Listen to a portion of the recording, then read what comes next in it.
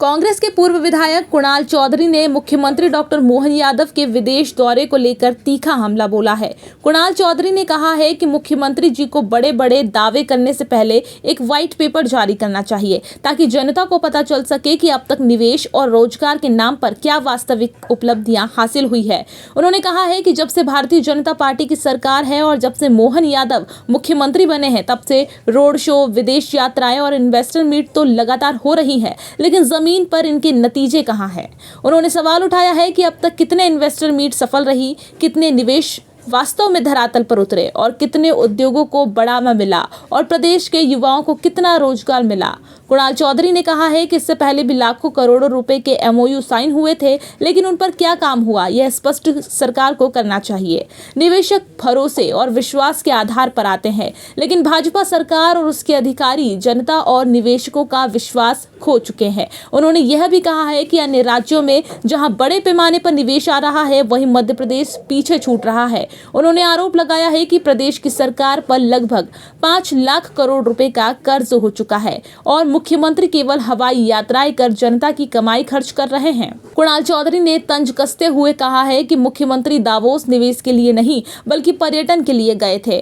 कुणाल चौधरी ने कहा कि मुख्यमंत्री जी को बड़े बड़े दावे करने से पहले एक व्हाइट पेपर जारी करना चाहिए ताकि जनता को पता चल सके कि अब तक निवेश और रोजगार के नाम पर क्या वास्तविक उपलब्धियां हासिल हुई हैं। मैंने स्पष्ट कर चुका हूं कि किस तरीके से मध्य प्रदेश में भोपाल मेट्रो का मजाक बनाया गया। ये मेट्रो है, गाड़ी है या रेलगाड़ी है। 2002 में इसकी डीपीआर बनती है, बाबूलाल गौर साहब के समय इसकी डीपीआर बनती है, बनते बनते अब तक पहुंचती है। और जिस तरीके से इसके अंदर खामियां है, मैं अगर इसकी डीपीआर के अंदर जाऊंगा और जो मेट्रो के प्रोजेक्ट में जाऊंगा तो जितने आसपास स्टेशंस बनाए कि 1 किलोमीटर में 3-3 स्टेशंस बनाए, किस इंजीनियर ने बनाए ये समझ से परे है। जो डीपीआर होना चाहिए थी, जिस तरीके से इसको सभी लोगों के लिए करना चाहिए था, आज हालत ये है कि 15,000 रुपए रोज की उससे इनकम है और 15 लाख से ऊपर का खर्चा है। पहले उसकी डीपीआर सही बनाए, सही जगह स्टेशन बनाए, रास्ते का, रोड मैप का, किन रूटों के ऊपर हमें लोग मिलेंगे, किन रूटों को हमें भविष्य के लिए तैयार करना है बेहतर रूप से। सिर्फ कैसे कभी मेट्रो की छत छोटी कर दी, कभी मेट्रो के स्टेशन अगल बगल कर दिए, अब कभी एलिवेटेड की जगह अंडरग्राउंड कर दे। ये जो अच्छे इंजीनियर है उनके द्वारा व्यवहारिक रूप से इसकी कहीं ना कहीं डीपीआर बनना चाहिए।